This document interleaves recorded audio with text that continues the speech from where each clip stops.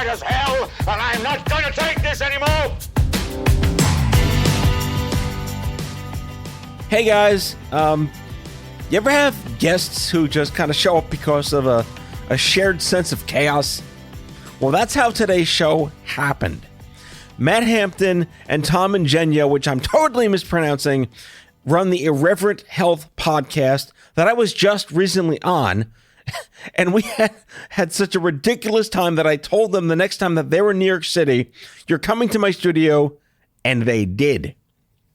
These are the kind of guests who make you feel smarter and dumber at the same time. So they walked in, told Alexa to shut up, joked about Postmates, and started comparing bifocals before I even hit record. So that's when I knew this was going to be a great show.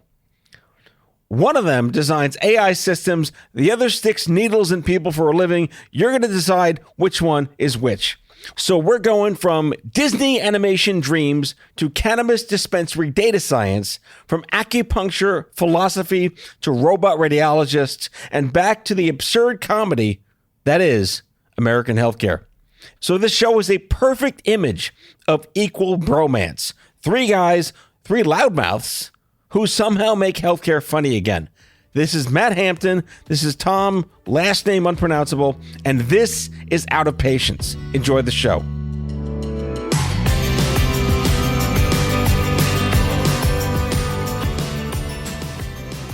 All right, my producer is Kyle. He's not on the call, but he produces everything, and he's my wizard.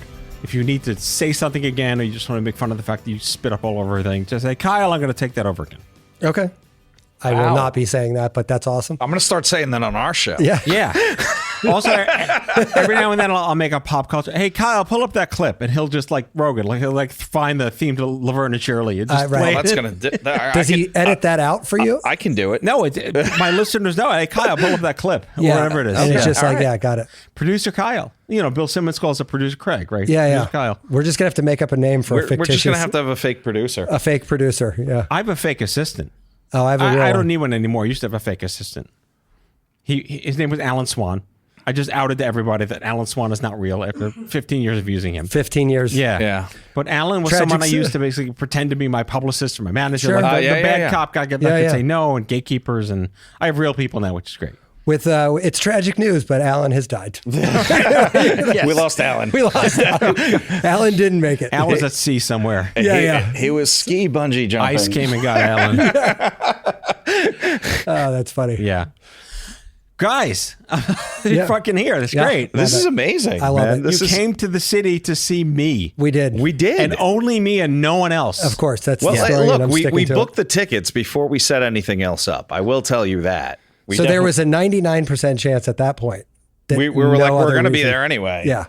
There's no other reason to be there except And for the listeners, I was on your podcast, Irreverent Health, and we'll put a link in the episode notes to that. Yeah. That was a great show. We had a great time. I'm not blowing smoke because you're here and we're here, but like that was really one of the most fun episodes. I think we were the only three in that room, because clearly we were all on that call, that would have gotten those references. We really went deep into the 90s niche references there, and that was a lot of fun. Although I will say, I think you started a trend. Since we've had a couple of like excerpt moments that I'm like, wow, this all started with MZ. He opened Pandora's box. I was happy to be your paramecium. Yeah, there you go. Yes, exactly. Yeah. I was your single-cell organism that promoted the ooze of your content. Yeah, it's fun. It's been fun though, and honestly, it's like lovely. And look, we're having this conversation, so like this is what I love about the medium, about all this. It's like very cool. My first question for Tom is, how many fucking letters do you need to have after your name? I know, seriously. So, it comes from a real sense of insecurity. Okay. Because like... wait. First of all, read them off to our listeners. So they all mean nothing. So Doctor of Acupuncture and Chinese Medicine, DACM, MSOM, Masters of Science of Oriental Medicine. We're shying away from the word Oriental now.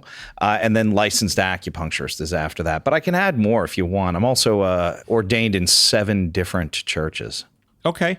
Yeah. You win. Well, I had $25, and the Church of the Gnomes sounded pretty interesting to me. Wait, are the Druids not available anymore? Well, actually, I'm a Dudist priest. Okay. In the Church of Lebowski. Okay.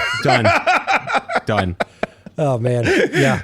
And you and I, like, I'm just a BA in like music. Yeah. And honestly, yours is probably worth more than mine. I don't think anyone in my field ever put the letters, but I technically have 2 BFAs if you want to get fancy. Okay. But that's all I got. That's all I bring to the table from academic side. All right. Yeah. What is the academic side? Like, why did you do what you do?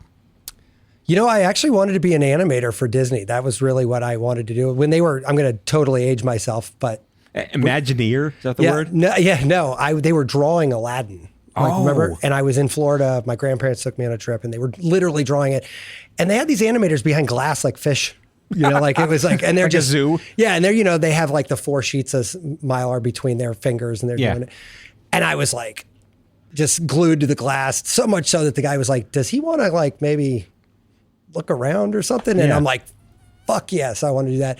And they're like, take figure drawing. That was all they said. So I ended up with a figure drawing degree, which is a degree in drawing overweight, naked people. That's what I tell people. Then we start with like spheres. There's a market for that. The polygons. Well, no, you have a naked model who's hurting for money, usually a music student, funny enough. There's a ton of them. My BA in English, my BA in music could have come in really handy. Could have come in really handy, yeah. And scare lots of people. But then I realized, I'm like, you actually have to pay rent, and I'm not sure that this is the best way to do that. So is there like like a finger painter? No, not a figure. Figure. Because finger painting is pretty cool too. That's not really a skill you can learn as a 4-year-old. Yeah, and it's also they've got a couple of those hanging in the MoMA, and a couple other people thought they found a way to make that popular. Like, this is art. Yeah, Yes, totally. Yes. My favorite one ever, Ellsworth Kelly blue panel. It's literally a Tiffany blue panel, slightly loft. It's like almost what do you call a parallelogram or something? Yeah, and it's hanging up, and I'm like, this fucking guy painted a canvas blue. Mm-hmm. That's it. Done. I was like, that dude duct taped a banana to the wall, and that sold for a shit ton of money. $1 billion. I remember that. Yeah. Yeah. My favorite. This is not good for the radio because I'm going to explain it visually. But like my absolute all-time favorite MoMA moment was massive full wall, like 25-foot long rectangle. Like I don't know, maybe like a 5x7 rectangle, by proportionally. And it was all white. And there were 2 triangles. Again, it's hard to visualize this while you're listening to my voice, but 2 little triangles toward the top right and the bottom left, little black triangles. And the name of the piece was called The Big N. Feels a little bit like I shouldn't even repeat that. No. It does sound very dirty. It's not okay by today's standards to name something that, but that was it with The Big N. But see, that's the thing. It's funny, and it cracks me up. This senior at our school for her senior project was naked except for a shroud that she'd wrapped around her nipples and around her vagina. And she had a audio of a woman getting raped. Like literally, it was violent, right? And she had these giant gold paper mache penises. And she put this installation in the middle of our college quad, like where everyone's going to class. And this was art. This was her senior project. And I was like, I love that this department, which I think was called experimental art or something. Right. Like, this is not at all problematic. Now, you do that in the business school and somebody's going to jail. I was going to make a joke, but that kind of sounded very sad. It was just so, that same year, 3 guys who were naked, except for a loincloth, had a jug of water that their buddy fired in the ceramic studio. It was like big. They filled it with water and they put catheters in and just peed.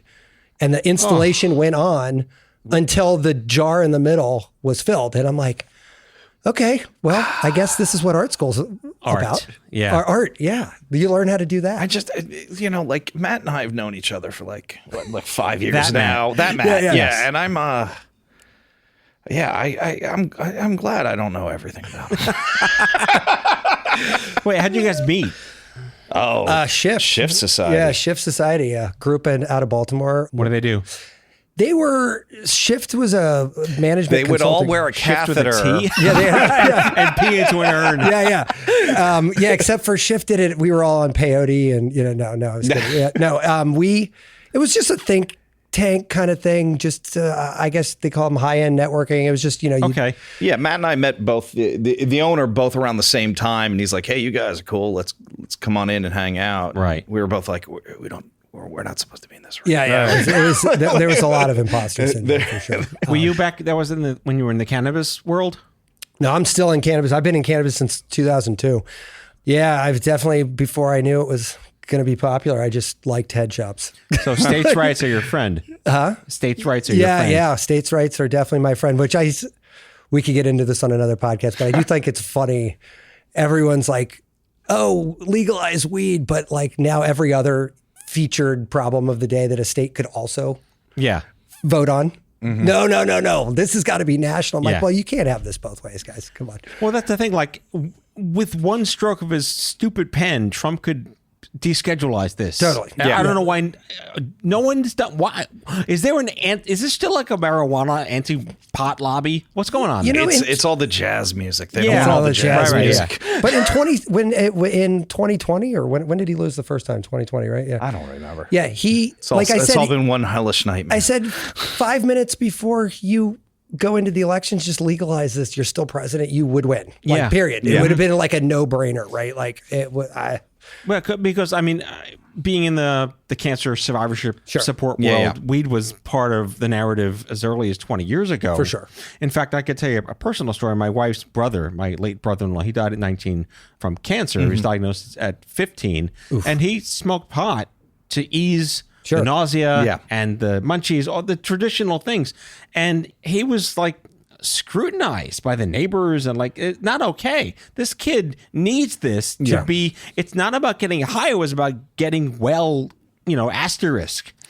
Sure. It's ridiculous. I mean, and watching people do this for as long as they have, I'm like, I've watched it go from full on demonization to like, oh, we're taking gummies to just go to carpool line in the morning. I mean, it's so weird. Even in clinic, like back when I started, I've been doing this 25 years. People come in and be like, all right, you cool. I smoke a little grass to help with that. And now they're like, okay, on Tuesdays, I microdose LSD. Right. And then once a month. Let me ask you the reason I bring up the marijuana conversation is because having worked in healthcare, I remember like on the Facebook groups, back when Facebook was a thing, we were like 500,000 people on Facebook. We put up posts and every comment was smoke pot, cure cancer. That's not a thing. But the fact that the narrative was there and we did one survey. Once we did one survey as like a consumer, whatever it was. Should weed be legalized? This is before like the dispensaries and the medical cards, whatever they're called. And like 99.9% of everyone said, we deserve this as a quality of life measure. We don't have any interest in getting high. This just helps it suck less. Yeah. Yeah. But you look at the Charlotte's Web, like that's... RSO, there's a whole bunch of them that are... Well, Charlotte's Web was the pediatric epilepsy one. Yeah. Right? It was one strain. It doesn't even really get you high. But it stops epilepsy in its tracks. I know. It's like, okay, well, but you got a bunch of wackadoo parent groups like shitting on this kid's parents for giving their 10-year-old weed. I'm like, it's barely a CBD really at this point. I know. It's like, it's hardly weed. You're not creating like stoner cancer patients. No. That's not what this is. Right. Yeah. And I mean, I would argue that it never did. No, but that's the maybe pushback, the puritanical perception of this. It doesn't make any sense. And we both know the history. Sure. It was all the black jazz musicians that they blame them for this. And it was the Mexicans that they didn't want in at the time. That's why they call it marijuana. They have this Mexican sounding name and it's like, it's a whole shitty story. I mean, I have a related question. I don't know the answer to this, but we used to talk about when they gave out the medical cards to the cancer patients and they go to the dispensary, how do the bud tenders know what the hell to tell the cancer patient? Have we solved for that yet? Like we know what's going on? Tell me about that. Oh, 100% we've solved for that. And actually, if anyone is curious how to get good at this, it's very simple. You just, when you go to a dispensary, take a picture of the terpene profile on the label. All legally bought weed will have this in any state in the union that has it.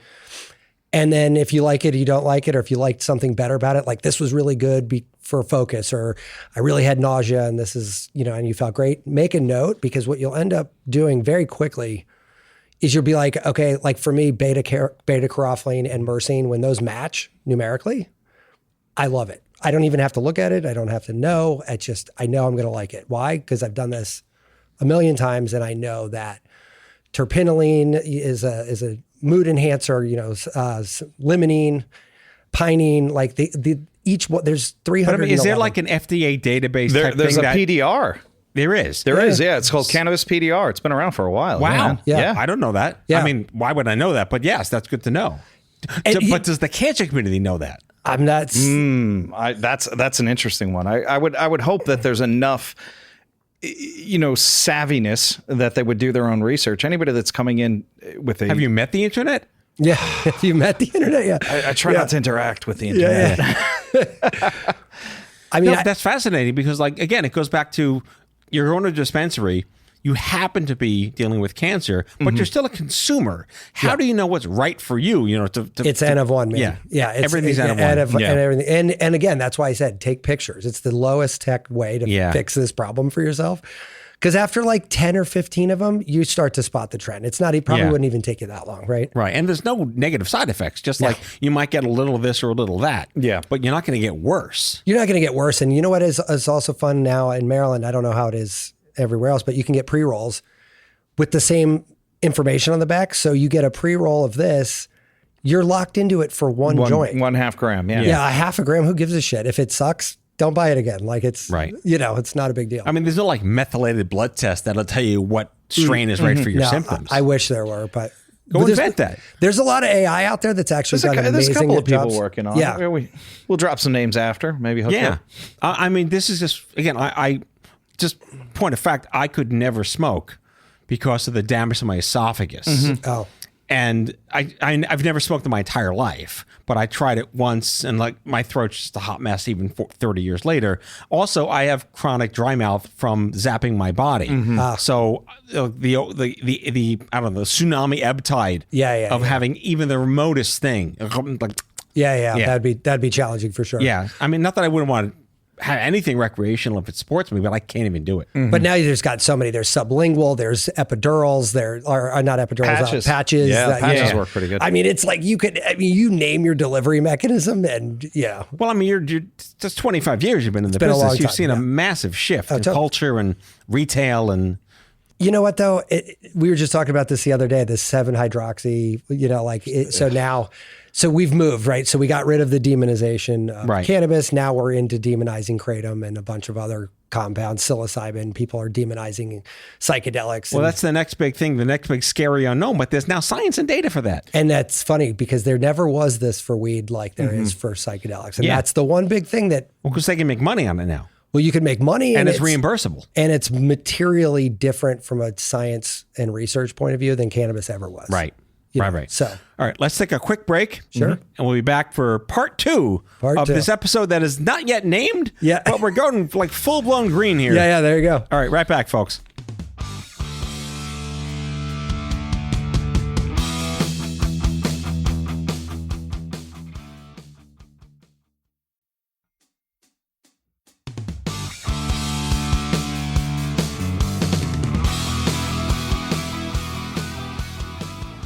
All right, question for Tom was how did you get into the sort of like pseudo-allopathic, non-allopathic, third-party, ethnocentric medicine world? Where does that come from? So it's funny because people will call it homeopathic, and you're like, no, this isn't like cures. Naturopathic? What's the term? So I would call it East Asian medicine, formally, right? And not Oriental. No, not Oriental. We moved away from that. Yeah. But within that... You didn't move too far. They still have it in the name. Well, they still do. That's true. Change the degree. Well, look, man, my school's not ponying up for another piece of paper. Yeah. But within that, I wanted to do something in healthcare. I thought I was going to be an MD. Long story short, my grandfather was a pharmacist. I remember him counting out pills one day for a day laborer. And he said, this guy's got to take 3 of these pills every day for the rest of his life. They're $5 a piece. And this is in the early 90s. And he goes, do you know how hard that hits his family? And then he said, I hope there's a better way. I think you'll find it. And then a year later, he dropped dead of a heart attack. So here I am pre-med, and I get a postcard in the mail for an acupuncture school. And at the time, of the blue? Out of the blue. They knew in advance. They knew. But I had just taken a Tai Chi class and a East Asian philosophy course. So we were doing Confucianism, Buddhism, and Taoism. You were primed. And were you raised religious? Yeah. Like normal Western religion? Yeah. Normal religion. Well, like normal religion? Those abnormal Ayurvedics. MZ, the term is ENC Catholic. Yes. Okay. Yeah. So we went twice a year. And we weren't that religious. I did the continuing Christian development because I did not go to Catholic school, but it didn't stick. I mean, what do you? I don't like. What do you call that? I went to Catholic school. I can tell it didn't stick. But yeah, within that, I went to the open house and I never looked back. I was all in. I filled out the paperwork, enrolled in the class, and that was it. Yeah, it's kind of linear. It's really a bit like the Matrix. You kind of see you're so inculcated in the way that the West has sort of like co-opted the natural capacity for energy and spirit and karma and meditation and mind body for, I'm just going to say it, for capitalism. Yeah. Right? Yeah, I think, it's funny because Matt and I have had so many shows recently where we went from this really kind of like, let's talk about the biosciences. Let's talk about this one crazy study. And now we're getting people coming in talking about remote viewing. We were oming the other day on the show. Oming. They got the Tibetan prayer bowls going. We not only omed, but we omed in purpose, in service of addressing the Akashic record. Like we went deep, man. Deep. We went deep. Which was actually a very cool experience. Amazing, But like not quite what you'd think of as health. Super hippy dippy, super weird. But we went there and... well, when you think the woo-woo was just woo-woo, and then you realize the woo-woo isn't woo-woo. Yeah. Didn't you realize the woo-woo is not woo-woo, right? Yeah. Well, actually, I said Tibetan prayer bowls because I had back in the oldest days of the Stupid Cancer Show, we had someone calling in about mind, body, and mental health, and like we were talking about things back then, 20 years ago, that shouldn't be surprising to talk about today, ahead of our time for these calls. And we had a guy on the show who was like a professor of something mind, body, and he had a cancer in his family, and he was on the show. He called in. And he asked us, I swear to God, testify to my co-founder who was on the show at the time with me. He said, I'd like everyone on the show to be quiet. Mind you, this is like over Skype, right? It's like a Skype dial-up guest on the show. And he starts doing his Tibetan prayer bowls over 56K, right? And like, it sounds great to us, but when we heard the show afterwards, it sounded like you're murdering cats. That's not good. But it was my first experience with like, this is interesting. These megahertz, these frequencies, these overtones. There's a shirt I have being made that says, I take my frequencies pretty seriously, because it's like one of those things where it's a funny little saying, but like, you start to realize you're like, one show comes on and they talk about it. And you're like, oh shit, that's crazy. Then two shows comes on. You're like, now this is like the universe fucking with us. We also have people with like PhDs after their name, and now you have like the Institute of Noetic Science doing all this research, and this study of vibrational medicine. All these books are coming out, and we're starting to see actual research that says. Well, France just had a study that they're using sonic technology to like go after like mitochondria and cancer cells. But it's same thing with red light, right? So if I put red light onto tissue, those mitochondria light up. They start activating, and that's. Red light is a specific frequency. Right.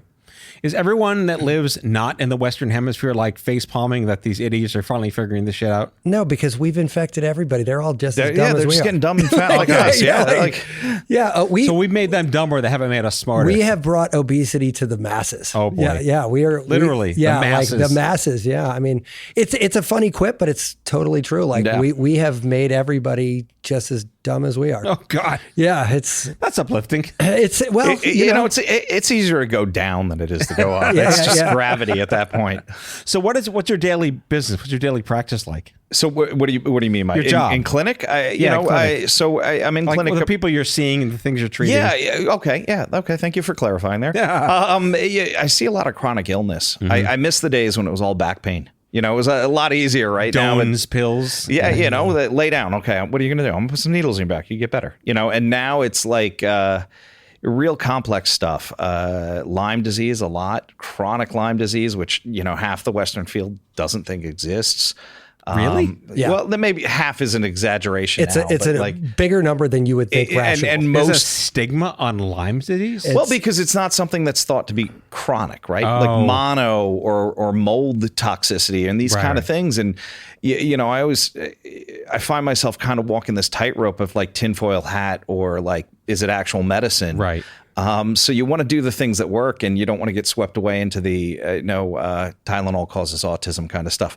But within that, you really it doesn't? No. Okay. I mean, I was hoping to have a much more tuned in kid. That's a special cocktail right That's there. a special cocktail, yeah. But yeah, these patients take a lot out of you, man. I go home tired now. I used to go home like nice and wide awake, and now it's like patient after patient. It's everything's wrong. I mean, you wrote 2 books. You're an author. Yeah, I should mention the books too. Allegedly. Shout-outs. Yeah. So booklets. Booklets. Hey, it's on Amazon. You can say it's a book. Yeah, it's a book. Well, the Amazon, the cupping book was a bestseller in 3 different categories on there.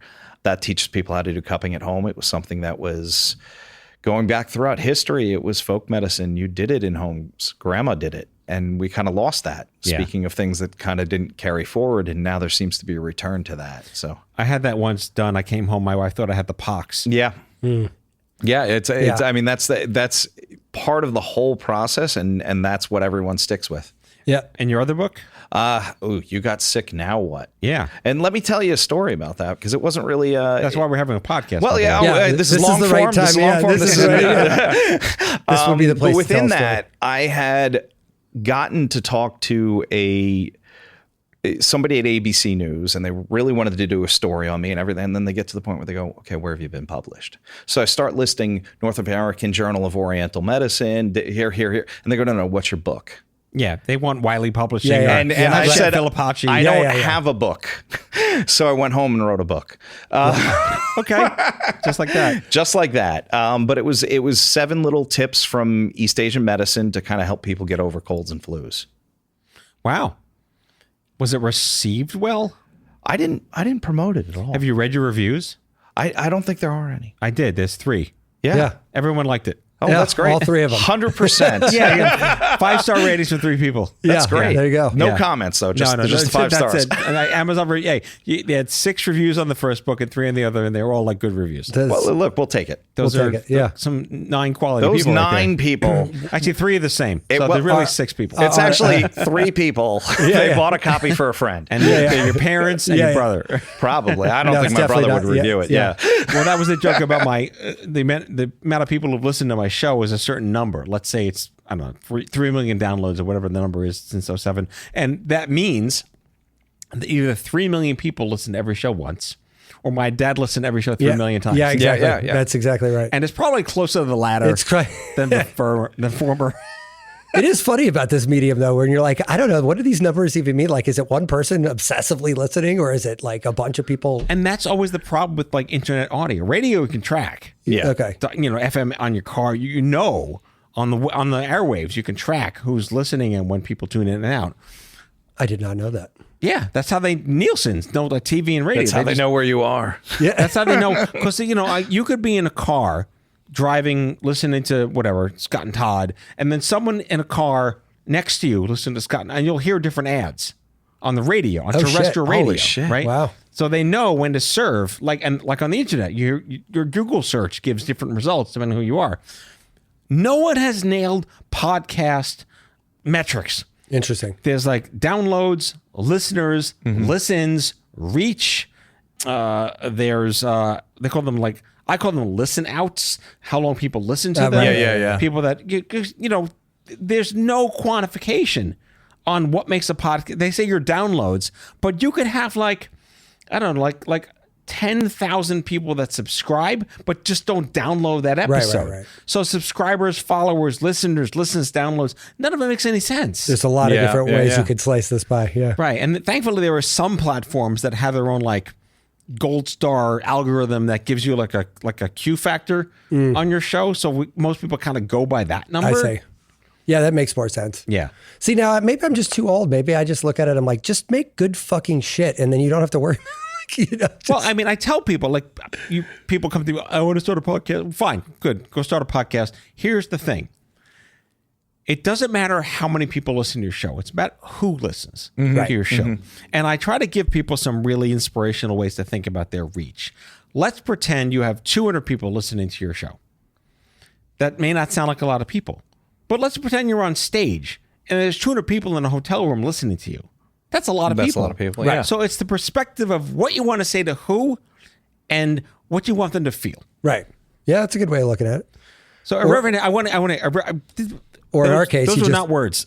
In our case, you just do people who have died, people that are remote viewing, people that are shamans, and you just say, hey, what could happen next? Well, you've been around for a couple of years now, right? Yeah. We're actually filming our 200th episode probably next week. That's a good. You're going to celebrate next week. We are. We actually are business partners interviewing us for our 200th. Yeah. That's cool. Yeah, it'll be fun. It's been as Tom said earlier, it's been a pretty cool journey. We're not anywhere near where we started, and it's supposed to evolve. You know that? No, right? it's supposed to. Yeah, I heard that. That's the way these things work. Yeah. I think we have more fun now too. Like I remember Matt probably dragged me through the first 50 plus episodes. Yeah. Were you like just drunk at some cowboy bar saying, we should do a podcast, dude? No, we were in the back of the Shift Society, and they're like, you guys are talking about some weird shit. You should record that. Oh, okay. Yeah. And then COVID happened. We said, we should record it because we're bored out of our fucking minds. Right. Yeah. Like, you know, like, but I mean, look, we had 50 done before we released the first one. You did 50. You stockpiled 50 episodes because we weren't really sure what we were doing. Yeah, we didn't know how we sounded the first few. I mean, other than the first one, which was on orgasmic meditation, we filmed that 5 times. Yeah, that's quality. Yeah, well, you know, I mean, we got to redo that episode one day. Maybe our 300th episode. Maybe we'll redo that one. Live stream that. Yeah, all those people are in jail now, though. So it's like harder to get that because they're all like done. Who would have thought? So when I first got to know you, I looked at your LinkedIn. You've been doing the one thing for like 20 years or more, right? Yeah. That's very unique. Apparently, I didn't think it was that unique. Was it 26 years at Envoy? January will be 27. So that's incredible. Yeah, so it's. So you never had a boss? No. That's good. That sounds horrible. I didn't. In fact, actually, my last job was actually very close to where we're at here right now. Mm-hmm. It was in 1999 or 2000, something like that. I had already started my company, so I kind of had one foot out the door. But I remember, I don't want to put any. I don't know if anyone hears. I don't know who's listening to this, but there's a lot of people who are still in the city here. So, big client. Everyone knew that they were bidding on it, and we were losing it. So we went and bid on it against the company I worked at. Oh wow! And it was like a multi-7-figure problem to solve, and we almost thought we had it, and they went with our offer back to the company we worked at and used it as a bargaining chip. Wow. Later That's on smart. So let's call it Monday. Half the company got laid off. I was not part of that half. But on Tuesday, when they found out what had happened, I get a call to the CEO's office. I walk in. He's got a smile ear to ear on his face, and he goes, You know why you're here. I was like, oh yeah, we're not. There's no confusion here. I already packed the box. Yeah, he's like, if this makes you feel better. I was like, I feel fine, honestly. But he's like, if it makes you feel better, you were going to be in the second round of layoffs because everybody here is going. And I was like, which is precisely why we did what we did. Because but it gave me a good reason to not look back. So Envoy's evolved to what type of service or we offering? Make tech shit, like if it lands on your phone, tablet, or laptop, it's fair game. Like apps? Yeah, apps, websites, content management systems, a lot of stuff. But similar to the show, it's actually AI turns out to be the job I was training for my whole life and didn't know it like that. And I think a lot of people who went to art school in the 90s probably feel the same way because we wanted all of these tools. Well, as Gen Xers, like AI, I'm conflicted now because I'm using it for very niche purposes, but I'm terrified like the next Saddam Hussein's going to get a hold of it and turn it into Terminator. Sure. Well, I think that's the easy way to think about it because it is one of the possibilities.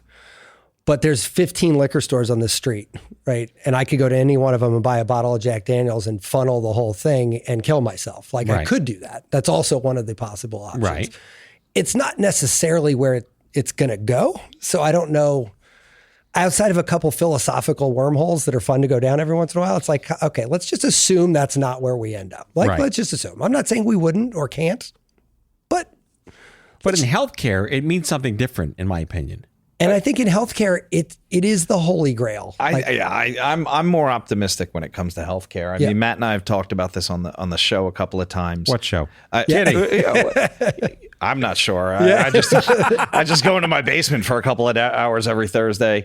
But the subreddit Ask a Doctor, they posted. People go on, they post questions, medical questions, and they let AI loose, and they didn't tell anybody.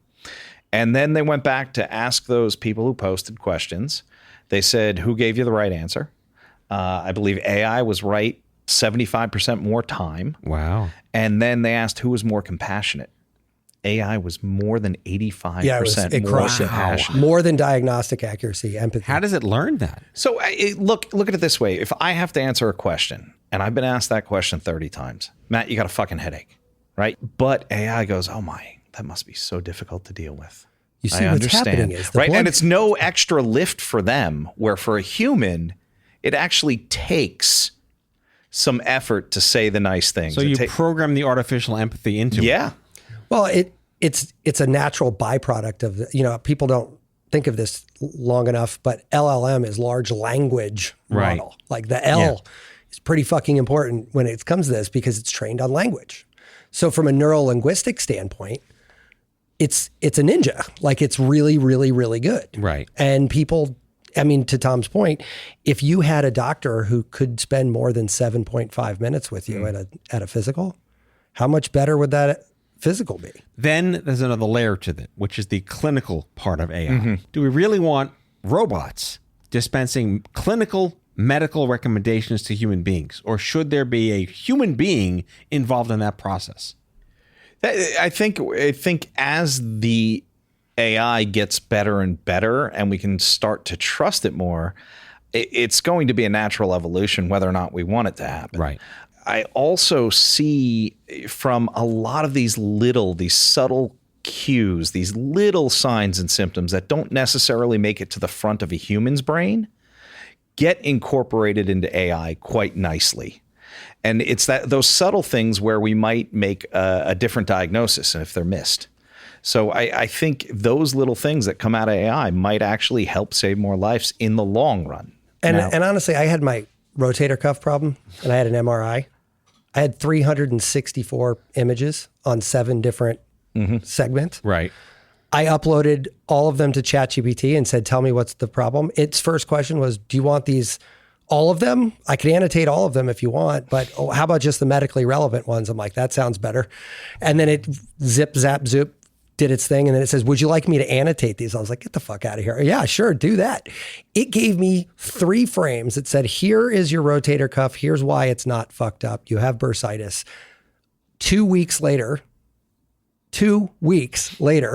I get a call from my radiologist telling me the exact same thing. And she left out 20 details of that. Now, they were meaningless details, but they were softer details. They were the soft skills of detailed delivery that she just was like, it's bursitis, take some Advil. And I'm like, so I was like, okay, meanwhile, I've got ChatGPT. I want my copay back. Yeah. I got ChatGPT coddling me like an infant in its swaddled arms, like telling me everything I ever wanted to know about it. And that's what I think Tom's talking about. Yeah. All right. Let's take one more break and we'll talk about, instead of Dr. Google, Dr. AI. Yeah.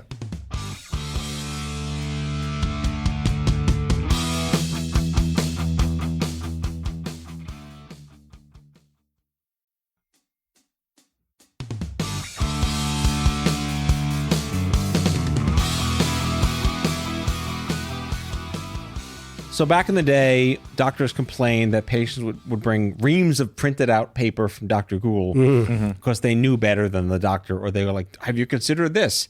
And now they're going to bring reams of whatever variant of AI that they find to their doctors. How do you feel the medical establishment, whether it's still, patriarchal or toxic, how is it going to manage this? I think they're already adopting it. Yeah. We're already seeing it starting to get integrated into hospitals and into private practices. And I think right now it's make sure, somebody described it as the smartest toddler in the room. Ooh. Right. So you got to make sure what you've given it is the right amount and it's the right thing. So I think there's a double-edged sword there where if patients are using it and they're missing key components, they're going to lead down the wrong hole. But if a medical doctor knows what's relevant or they're asking all the right questions, they're going to just increase, 1, their speed, but 2, their accuracy in diagnosis. And honestly, one of our doctor friends said that by 2016, I think he said, and I can't remember if that's the right year, but the number 1 radiologist on planet Earth was AI. Wow. Because it's an infallible thing. Like, this is what this means. This is what that means, period. So if you've got a pre-stage 1 cancer, for example, that doesn't show up on an MRI as anything more than possibly like a noise in the film, AI knows what that is and is automatic at that stuff. Like and a lot of radiologists, of course, but it's a machine, but it's a really fucking good machine. Yeah. Like, it's not just a machine. It's like, I don't know. It's hard for me as a technology guy, I'm like, look, if I wouldn't use it as a replacement, but you can bet your ass I wasn't going into that radiology department without having an AI backup. Like, right. Final question. Who's going to still have a job in 10 years? Oh, God, I hope I don't. All of us. Every one of us. You think so? Have you seen Google's Notebook LLM that does the fake podcasts? Yeah, it's awful. Yeah. But to the average person, they're not going to know. But here's the thing. My dad listened to it. He'd never know that wasn't me. Right, but you're in the content business, right? And like you're making content because you have something to say, right? If you're just synthesizing that out and that's your product, then like, okay, you could do that. But my question is how meaningful is it? People know your face, people know your message, people know what you've talked about. To build that up artificially is going to be difficult, right? In fact, actually, I don't know I can't remember her name, but somebody's trying to pimp out an AI actress. Yes, I saw that. Yeah, and SAG is freaking the fuck out. They're like, shut this shit down right now. Yes. Like full hard stop. We just went through a strike to get AI out of creative. Yeah. But by the way, I had a whole piece that I wrote on this actually on that. I was like, when they were striking, I was like, dumbest move ever. You guys are missing the forest through the trees. You striking now is like the McDonald's workers striking here in New York City like 20 years ago. Remember when they did that? Yeah. What happened? Those kiosks came real fast. Right. Yeah. I'm like, you guys are idiots. Like you're literally writing yourself out of a job. I'm sorry to say but anyway, yeah, I think we'll all have jobs because who was it? Somebody said the right way. They're like, when cars came around, all the people that did horse stuff were instantly out of a job. You didn't need to pick up poop on the street. Yeah, where's your bayonet these days? Yeah, right. You don't need any of that stuff. But all those people found something else to do. And I think that like, I do AI every day. AI is a huge part of our deal. And there's 15 new job responsibilities that didn't exist 5 years ago that we all have to account for. Yeah. And so like, I don't know. I think there'll be less dumb jobs and more other dumb jobs. All right, Tom, final thoughts. Yeah, I agree with the dumb jobs. Okay. Done. Yeah. Thanks for listening. No, yeah, man, thank you so much for having us on. This is a fun time. I got to give you the lightning round. Oh no, God. So I started doing this when I got back in the air a year ago. And now that I'm friendly with ChatGPT in the right sense, not like Joaquin Phoenix, her kind of sense, that's creepy shit. I always ask it a question of my guests. So what I do is I tell my ChatGPT who you are, how I feel about you, my relationship with you, and I fill it with all sorts of shit from the internet, and I ask it a specific question, one of each of you. If you were a Netflix series, what 3 pop culture icons would portray you? Oh my God. Jesus. Wow. Right? And I've been doing this for maybe 100 episodes so far. So Matt, by the way, great parents, great choice of name. You are a combination of Anthony Bourdain, the philosopher rebel who turned profanity into poetry and made storytelling a moral act. You are David Fincher, perfectionist director obsessed with systems, psychology, and the beauty of dysfunction. And you are Henry Rollins, the thinking man's punk, discipline, rage, and purpose welded into one human furnace. So that was Tom's, right? Or Matt? You said Matt, but I said Matt. You were looking at Tom. I wanted to make sure. I was like, oh, I can see. I was like, Yeah. I want Henry Rollins. Sorry. Look, well, the listeners don't know who I'm looking at. Oh, no, listen. I just wanted to make sure who I'm responding to. Yes, no. Okay. No, Tom and I go to the same barber. That's how I remember. Yeah. All right, Tom, you are Bill Murray, Oh. the enlightened trickster who balances sarcasm with compassion and finds peace in chaos. Jeff Goldblum, the eccentric intellectual who turns curiosity itself into performance art. And The Fly. And Keanu Reeves, the stoic humanist who moves through violence and absurdity with calm, quiet, and grace. Listen, I like the Henry Rollins for me, but I really like Keanu for you. Keanu. Well, you could that. What's that movie where they blend each other and that's disgusting? Yeah. You do that to yourself. Face Off. Yeah. No, Face Off. Oh my God! All right, so this has been like Uno reverse. Yeah. It's good to put it. All right, Dr. Tom Ingegno. Ingegno. I'm not going to say that again. Don't worry. Dr. Tom Ingegno. Close enough. No, say it again. Ingegno. Okay. Dr. Tom Ingegno and Matt Hampton. Gentlemen, thank you. No, Awesome. thank you. you. It was awesome. All right. Yeah, a lot of fun. We'll see you next time, folks. Take care. Bye-bye.